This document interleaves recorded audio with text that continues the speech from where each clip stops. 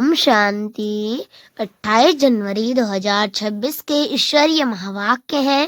पहले सुनते हैं मुरली के मुख्य पॉइंट्स। बाबा ने कहा मीठे बच्चे, मोस्ट बेलवर्ड से बाबा आए हैं तुम्हें विश्व का मालिक बनाने। उनकी श्रीमत पर चलना ही ऊंच पद और सच्चे सुख की प्राप्ति है। मनुष्य परमात्मा को लेकर विरोधाभासी बातें कहते हैं, कभी अखंड ज्योति, कभी नाम रूप से न्यारा। यथार्थ पहचान न होने से ही आत्मा पतित बनती जाती है। वास्तव में हम आत्मा निराकार बाप की संतान हैं और शांति धाम के निवासी। शरीर बदलते हैं पर आत्मा और बाप का संबंध अविनाशी है। आधा कल्प सुख में मनुष्य बाप को भूल जाते हैं और दुख में ही याद करता है। याद भी आत्मा ही करती है। यही आत्मा अभिमानी की सच्ची समझ है। आत्मा सत प्रधान से तमो प्रधान बनी है, इसलिए शरीर भी पतित हो गया है। आत्मा पावन बनेगी तो शरीर स्वतः पावन मिलेगा, गंगा स्नान से नहीं। बाप संगम युग पर आकर पतित से पावन बनाते हैं और नई दुनिया की स्थापना करते हैं। यह ड्रामा अनुसार निश्चित है, इसलिए इस समय का पुरुषार्थ बहुत ऊंचा है। और अब सुनते हैं महावाक्यों को विस्तार से।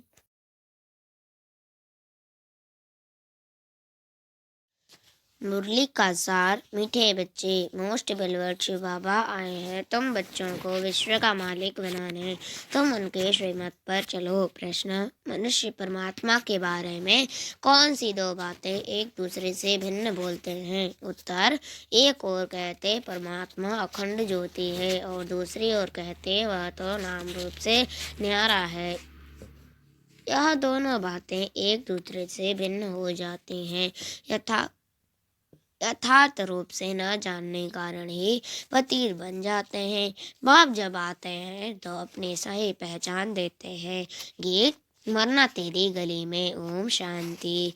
बच्चों ने गीत सुना, जब कोई मरते हैं तो बाप के पास जन्म लेंगे। कहने में यही आता है कि बाप के पास जन्म लिया, माँ का नाम नहीं लेंगे। बधाइयाँ बाप को दी जाती है। अभी तुम बच्चे जानते हो हम आत्माएं हैं। वह हो गई शरीर की बात। एक शरीर छोड़ फिर दूसरा बाप के पास जाते हैं। तुम 84 जन्मों में 84 साकारी बाप किए हैं। वास्तव में असूल हो निराकार बाप के बच्चे। तुम आत्मा परमपिता परमात्मा के बच्चे हो। रहने वाले भी वहाँ के हो जिसको निर्वाण धाम व शांति धाम कहते हैं।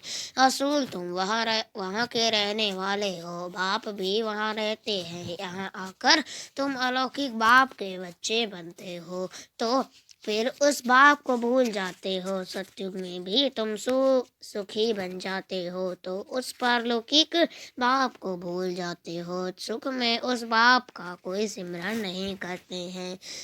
दुख में याद करते हैं और याद भी आत्मा करती है। जब लौकिक बाप को याद करते हैं तो बुद्धि शरीर तरफ रहती।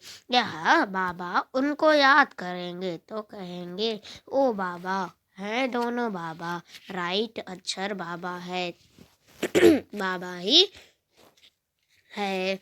यह भी फादर, वह भी फादर। आत्मा उस रूहानी बाप को याद करती है तो बुद्धि वहाँ जाती है। यह बाप बैठ बच्चों को समझाते हैं। अभी तुम यह जानते हो बाबा आया हुआ है हमको अपना बनाया।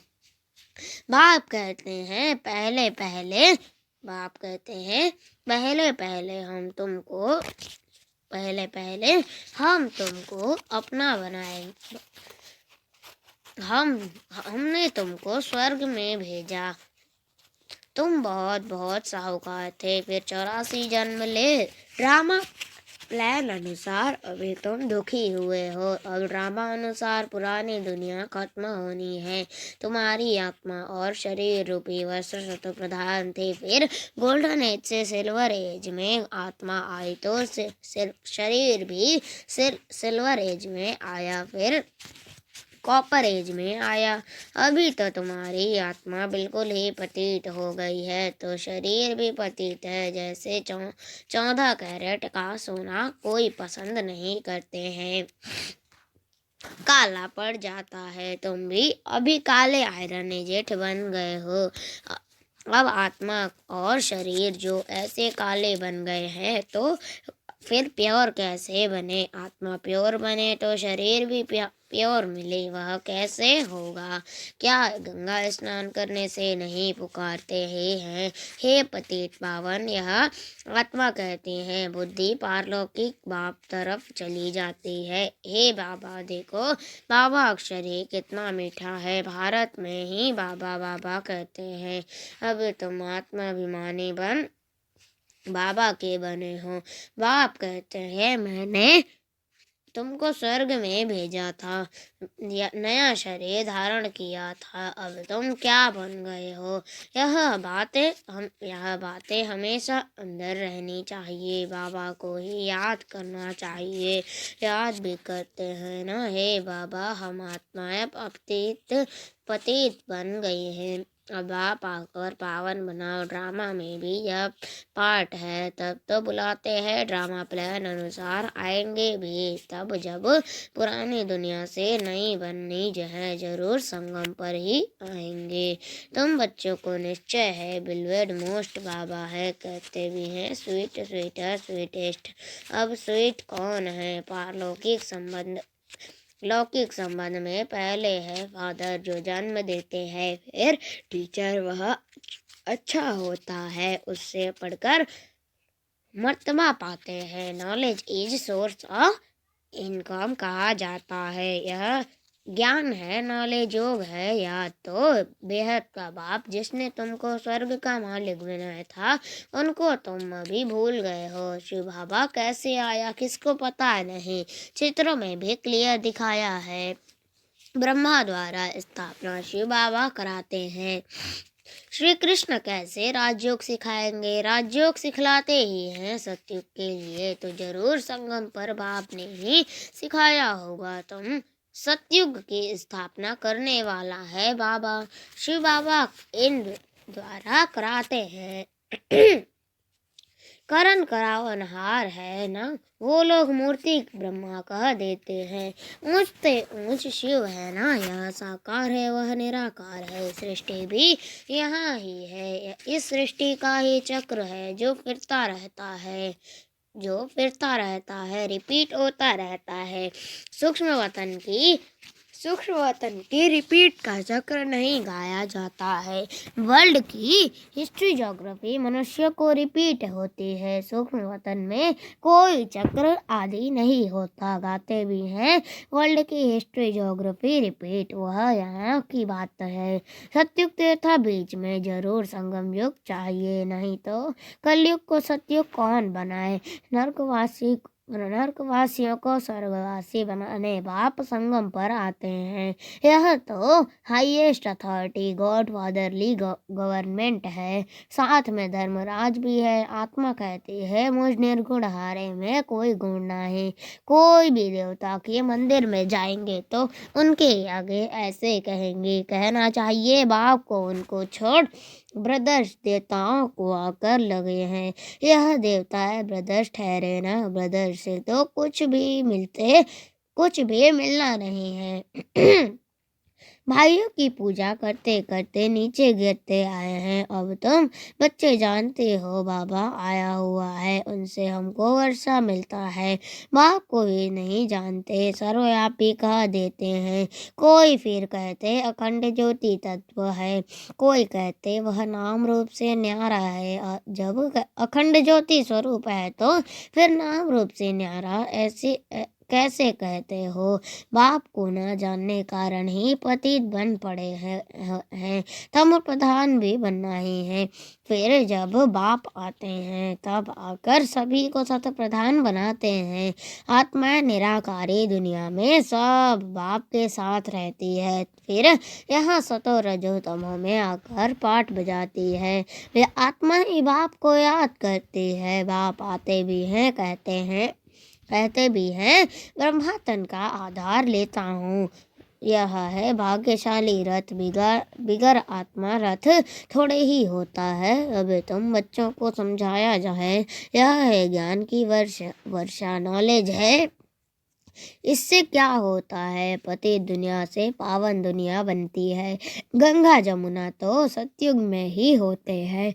कहते हैं श्री कृष्ण जमुना के कंठे पर खेल पाल करते हैं। ऐसे कोई बातें हैं नहीं, वह तो सतयुग का प्रिंस है। बहुत अच्छी रीति उनको संभाला जाता है, क्योंकि फूल है ना, फूल कितने अच्छे सुंदर होते हैं। फूल से सब आकर खुशबू लेते हैं।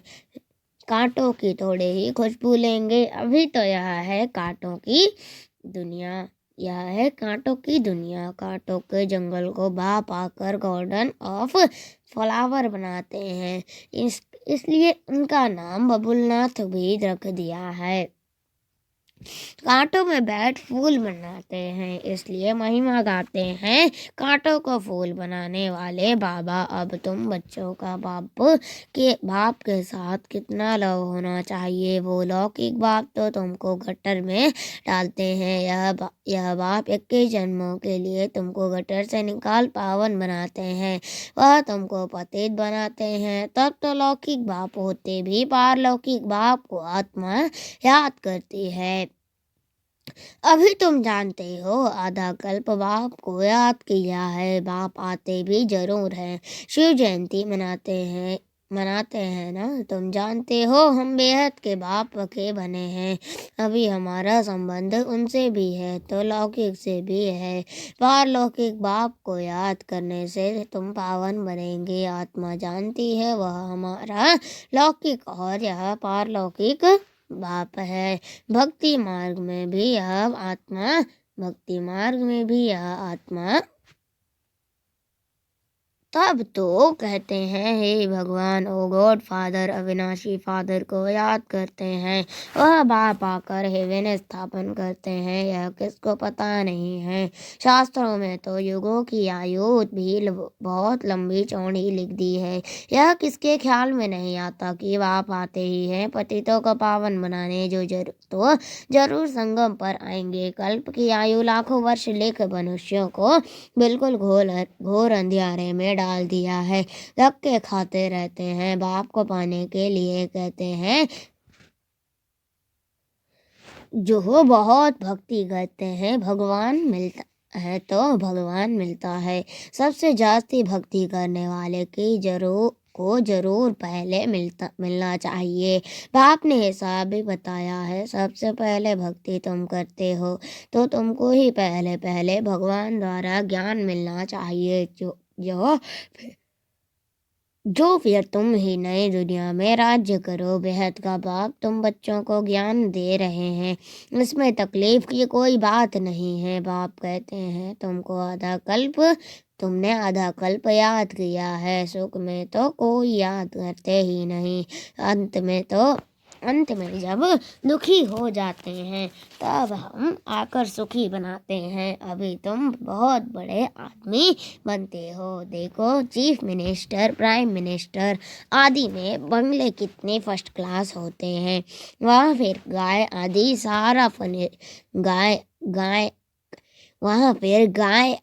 सारा फर्नीचर ऐसा फर्स्ट क्लास होगा। तुम तो कितने बड़े आदमी देवता बनते हो। दैवी गुण वाले देवता स्वर्ग के मालिक बनते हैं। वहाँ तुम्हारे लिए महल भी हीरे जवाहरातों के होते हैं। वहाँ तुम्हारा फर्नीचर सोने के जड़ीत का फर्स्ट क्लास होगा। यहाँ तो झूले आदि सब बेगरी हैं। वहाँ तो फर्स्ट क्लास हीरे जवाहरातों के सब चीजें होंगी। यह है रुद्र ज्ञान यज्ञ। शिव को रुद्र भी कहते हैं। जब भक्ति पूरी होती है तो फिर भगवान रुद्र यज्ञ रचते हैं। सत्युग में यह यज्ञ अथवा भक्ति की बात ये नहीं है। इस समय ही बाप यह अविनाशी रुद्र ज्ञान यज्ञ रचते हैं, जिसका फिर बाद में गायन चलता है। भक्ति सदैव तो नहीं चलती रहेगी। भक्ति और ज्ञान, भक्ति है रात दिन है ज्ञान, भक्ति है रात, ज्ञान है दिन। बाप आकर दिन बनाते हैं तो बच्चों को का बाप के साथ कितना लव होना चाहिए। बाप हमको विश्व का मालिक बनाते हैं। मोस्ट वेलवेड बाबा है, उनसे ज़्यादा प्यारी वस्तु कोई हो न सके। आधा कल्प से याद करते आए हो बाबा, आकर हमारे दुख हरो। अब बाप आए हैं, समझाते हैं तुमको अपने गृहस्थ व्यवहार में तो रहना ही है।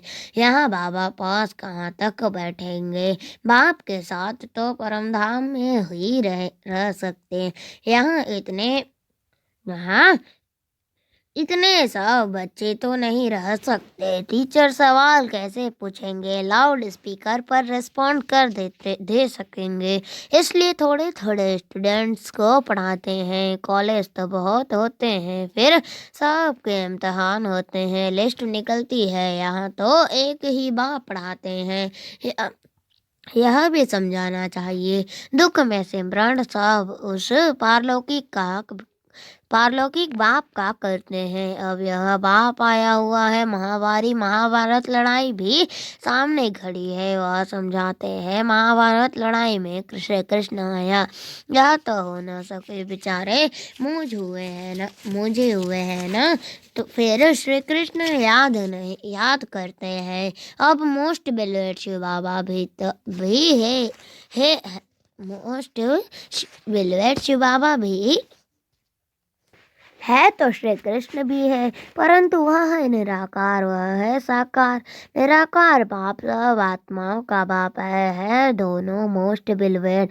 श्री कृष्ण भी विश्व का मालिक है ना। अभी तुम जज कर सकते हो जास्ती प्यार कौन जास्ती प्यारा कौन, शिव बाबा ही तो ऐसा लायक बनाते हैं ना। श्री कृष्ण क्या करते हैं, बाप ही तो उनको ऐसा बनाते हैं, तो गायन भी जास्ती उस बाप का होना चाहिए। शंकर का डांस दिखाते हैं, वास्तव में डांस आदि की तो बात नहीं, बाप ने समझाया है। तुम सब पार्वतियां हो, यह शिव अमरनाथ तुमको कथा सुना रहे हैं। वह है वह है वॉइसलेस वर्ल्ड, विकार की बात नहीं। बाप विकारी दुनिया थोड़े ही रचेंगे, विकार में ही दुख है। मनुष्य हठ योग आदि बहुत सीखते हैं, गुफाओं में जाकर बैठते हैं, आँख से भी चले जाते हैं, रिद्धि सिद्धि भी बहुत है, जादूगरी से बहुत चीज़ों को निकालते हैं। भगवान को भी जादूगर, रत्नाकर, सौदागर कहते हैं तो जरूर चैतन्य है ना, कहते भी हैं मैं आता हूँ। जादूगर है ना, मनुष्य को देवता बेघर से प्रिंस बनाते हैं, ऐसा जादू कभी देखा? अच्छा मीठे मीठे शुक्ल दे बच्चों प्रति माता पिता बाप दादा का याद प्यार और गुड मॉर्निंग। रूहानी बाप की रूहानी बच्चों को नमस्ते। हम रूहानी बच्चों की रूहानी माता पिता बाप दादा को याद प्यार और गुड मॉर्निंग। नमस्ते नमस्ते नमस्ते। शुक्रिया बाबा शुक्रिया। धारणा के लिए मुख्य सार फर्स्ट पॉइंट, फूलों के बगीचे में चलना है, इसलिए खुशबूदार फूल बनना है, किसी को भी दुख नहीं देना है, एक पारलौकिक बाप से सर्व संबंध जोड़ने हैं। दूसरा, शिव बाबा प्यारे से प्यारा है, उस एक को ही प्यार करना है, सुखदाता बाप को याद करना है। वरदान, किसी की कमी कमजोरी को ना देख अपने गुण व शक्तियों का सहयोग देने वाले मास्टर दाता भव विस्तार। मास्टर दाता वह है जो सदा इसी रूहानी भावना में रहते हैं कि सर्व रूहें हमारे समान वर्षे के अधिकारी बन जाए।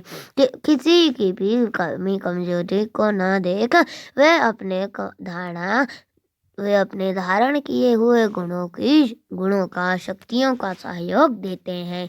यह ऐसे ही है, इस भावना के बजाय मैं इसको भी बाप समान बनाऊं, यह शुभ भावना हो। साथ साथ यही श्रेष्ठ कामना हो कि यह सर्व आत्माएं कंगाल दुखी अशांत से सदा शांत सुख रूप मालामाल बन जाए। तब कहेंगे मास्टर दाता स्लोगन, मनसा वाचा कर्मणा सेवा करने वाले ही निरंतर सेवाधारी हैं, उनके हर श्वास में सेवा समाई हुई है। मनसा वाचा कर्मणा सेवा करने वाले ही निरंतर सेवाधारी हैं। उनके हर श्वास में सेवा समाई हुई है। अव्यक्त इशारे इस अव्यक्ति मास में बंधन मुक्त रह जीवन मुक्त स्थिति का अनुभव करो। पहले अपनी देह से देह के संबंध से और पुरानी दुनिया के स्मृति से मुक्त बनो। जब इस मुक्ति की अवस्था का अनुभव करेंगे तब मुक्त होने के बाद जीवन मुक्ति का अनुभव स्वतः होगा। तो चेक करो जीवन में साथ रहते हुए देह के संबंध और पुरानी दुनिया के आकर्षण से कहाँ तक मुक्त बने हैं। अच्छा, ओम शांति।